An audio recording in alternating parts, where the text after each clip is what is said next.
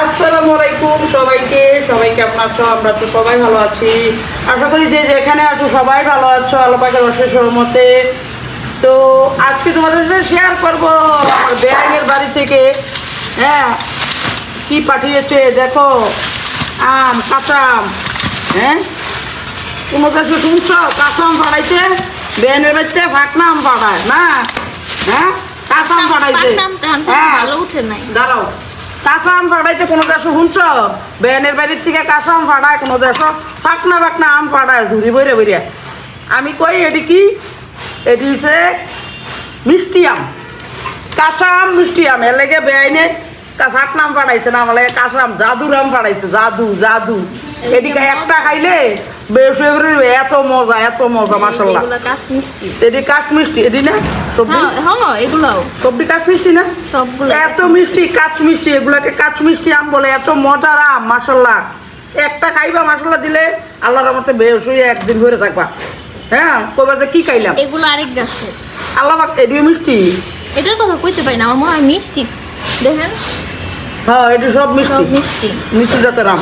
এটা মনে একটু এক গাছের আম আই বলছে ভিন্ন না। এটা হচ্ছে যে দুয়ারের সামনে যে ছোট্ট গাছের নাম এই দুইটা আম। এটাও দুয়ারের সামনে দেখলেন না ছোট্ট একটা গাছ। এটি হচ্ছে কাশ মিষ্টি আম। এগুলা এক গাছের, এগুলো এক গাছের, এগুলো এক গাছের। ফার্স্ট টাইম এক গাছের কাশ মিষ্টি মনে এটি না? এটি কাশ মিষ্টি। এত মজা এই আমটি, বিশ্বাস করবা। এই আমটি কাঁচা কপ্পর খাইলাম যা মাশাআল্লাহ। এত মজা, এত মিষ্টি আমগুলা। এইগুলো আমার এই জন্য আমার বেআইনে মনে করছে আমার গাছটি মিষ্টি আম আছে, আবার ফাঁকনা আম ফাড়া আমি দিচ্ছি। বেআইনে এটাই খাইবো মজা করে, এটাই খামো। আমার অনেক পছন্দ এই আমটা, অনেক পছন্দ।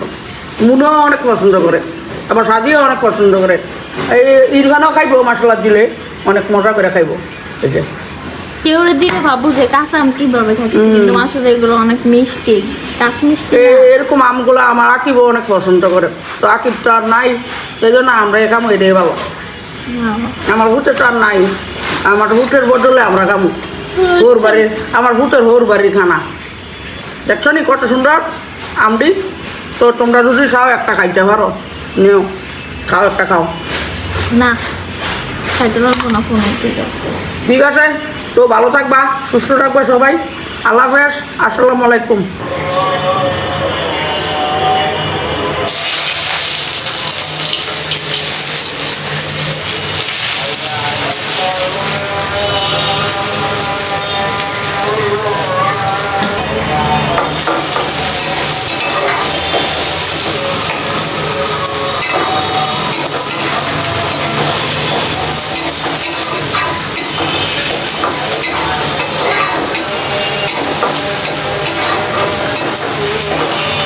তো এখানে রান্না করবো হচ্ছে করলা ভাজি, একদম অল্প পরিমাণ আব্বুর জন্য শুধু, কারণ আব্বু করলা পছন্দ করে। একদমই সামান্য অল্প পরিমাণ।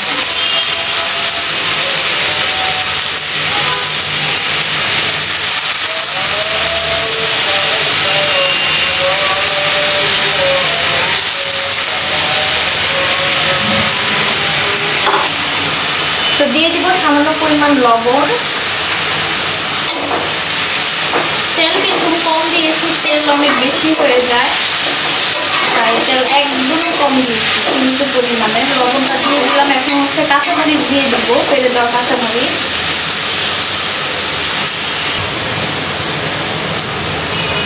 তো দিয়ে দিলাম ফেলে দেওয়া কাঁচামরিচ।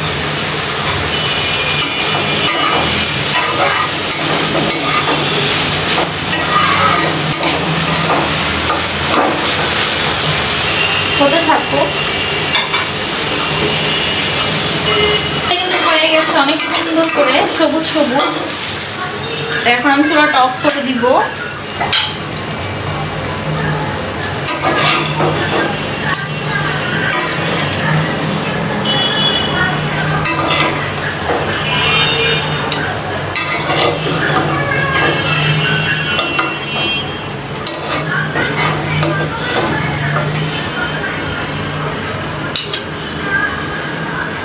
কিন্তু একদম বেড়ে নিয়েছি একেবারেই, বারবার করে এটার মধ্যে হচ্ছে এখন আবার পাট শাক রান্না করবো।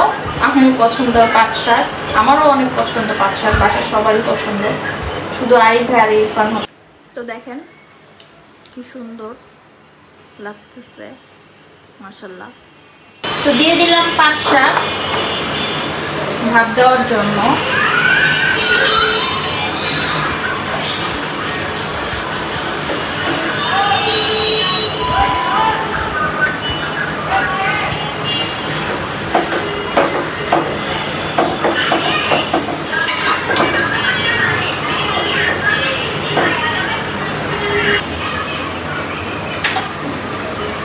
তো বাকিগুলো দিয়ে দিই।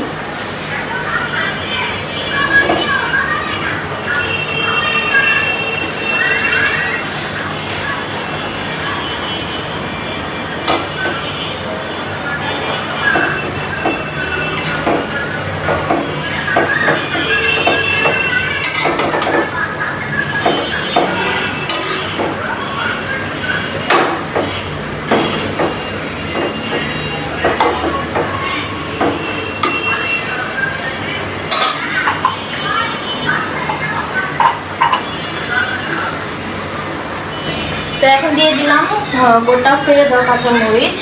তো ভাতটা হতে থাকুক। তো দেখেন শাকটা কিন্তু ভাপ দেওয়া হয়ে গেছে। আমি এখন পানিগুলো ঝরিয়ে নিব, তারপর হচ্ছে বাগার দিব পেঁয়াজ, শুকনো মরিচ, তারপরে হচ্ছে রসুন, এগুলো দিয়ে। তো দিয়ে দিব পেঁয়াজ কুচি,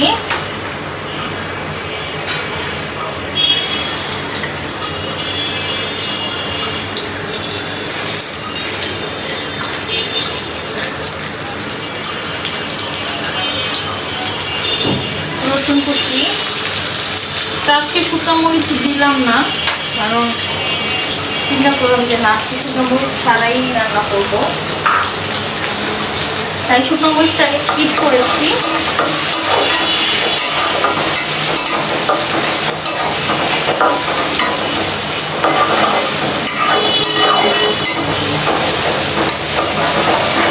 আপনার ইচ্ছা করলে শুকনো মরিচটা দিতেও পারেন বা স্কিপও করতে পারেন, এটা আপনাদের ব্যক্তিগত ব্যাপার।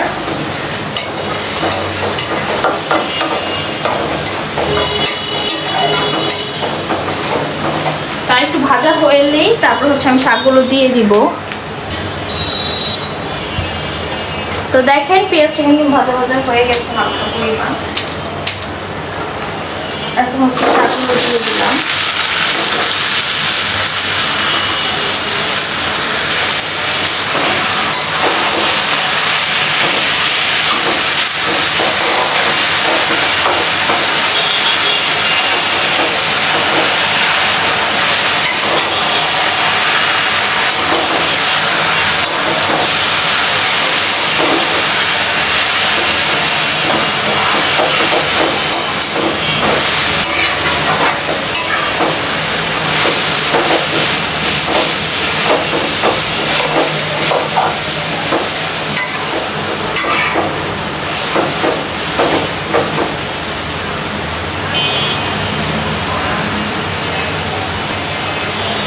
তো দেখেন শাকটা কিন্তু রান্না করা শেষ এখনকার মতো।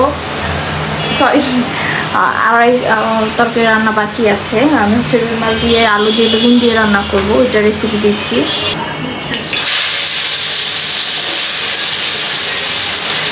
তো হলুদ দিয়ে লবণ দিয়ে মেখে নিয়েছি, মাছগুলো এখন ভেজে নিব।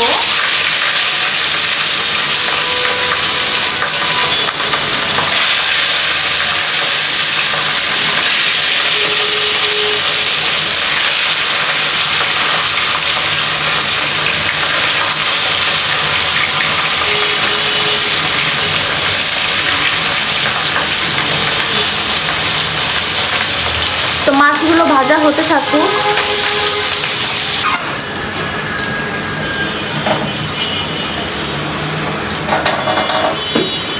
তো দেখেন মাছটা কিন্তু ভাজা হয়ে গেছে, আমি এখন তুলে নিব।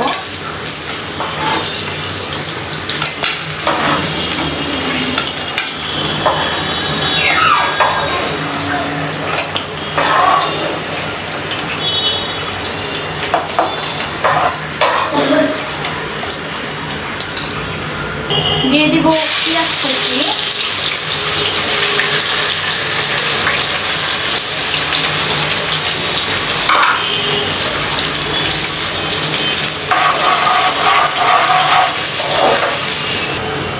তো দিয়ে দিব সামান্য পরিমাণ পানি।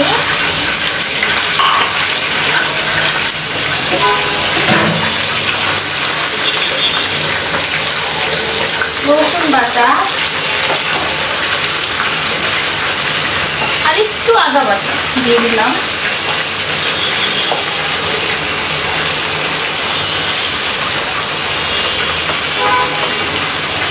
মরিচের গুঁড়া,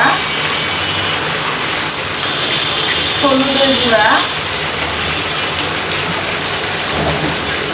আর হচ্ছে ধনিয়া গুঁড়া, জিরার গুঁড়া, স্বাদ মতো লবণ। এখন ভালো করে মশলাটা কষাবো।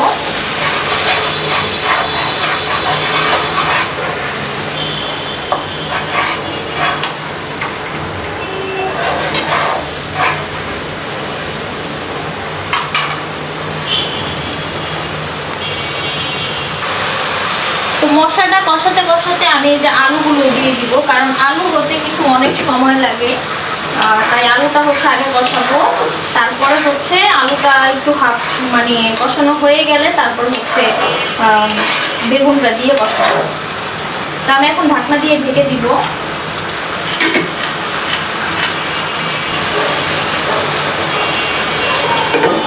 ঢেকে দিই, হতে থাকবো।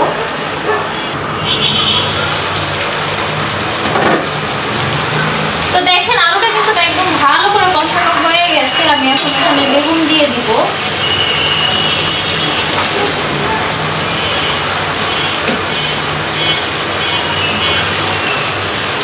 কারণ বেগুনটা যদি একসাথে দিয়ে দিতাম, বেগুনটা কিন্তু এতক্ষণ গলে যেত, এর কারণে বেগুনটা পরে দিতে দেখছে।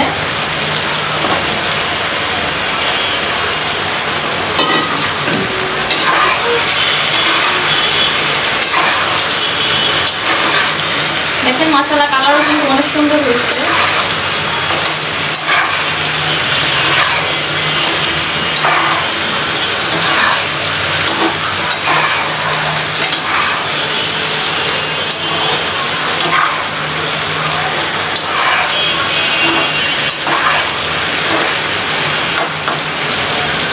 তো ঢাকনা দিয়ে ঢেকে দেই, কষানো হোক।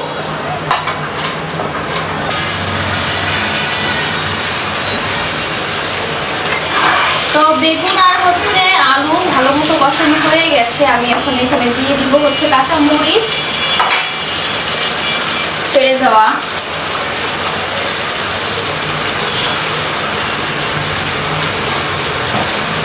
আর পানি অ্যাড করে দিব এখন।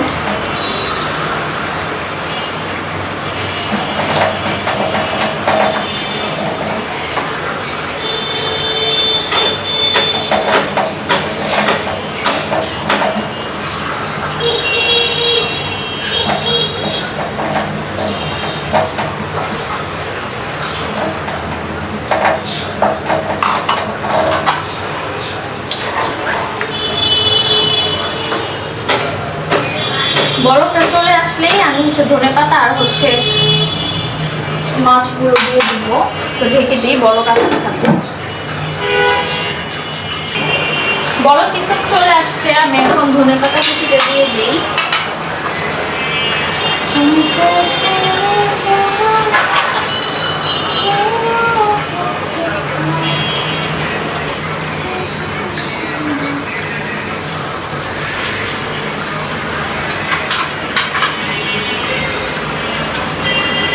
ভেজে রাখা মাছগুলো দিয়ে দিব।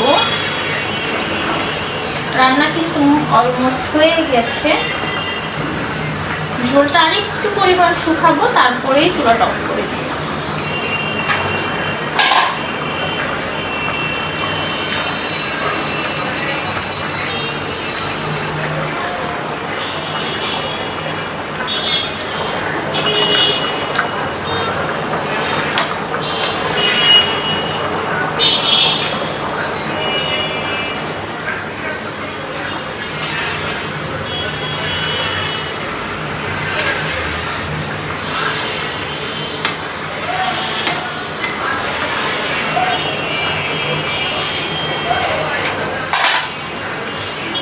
তো ঢেকে দেই। হতে থাকুক। তো দেখেন রান্না বান্না কিন্তু শেষ। এখানে হচ্ছে টেস্টি করলা ভাজি আর হচ্ছে পাট শাক ভাজি, সাথে কিন্তু পেঁয়াজ কাটা, একদম কি যে মজা পেঁয়াজ দিয়ে পাট শাক ভাজি খেতে।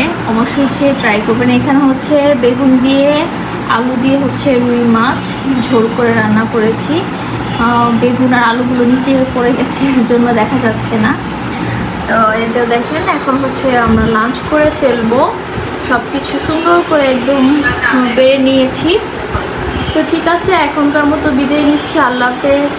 সবাই ভালো থাকবেন, সুস্থ থাকবেন। আমার জন্য, আমাদের সবার জন্য বেশি বেশি করে দোয়া করবেন। আসসালামু আলাইকুম।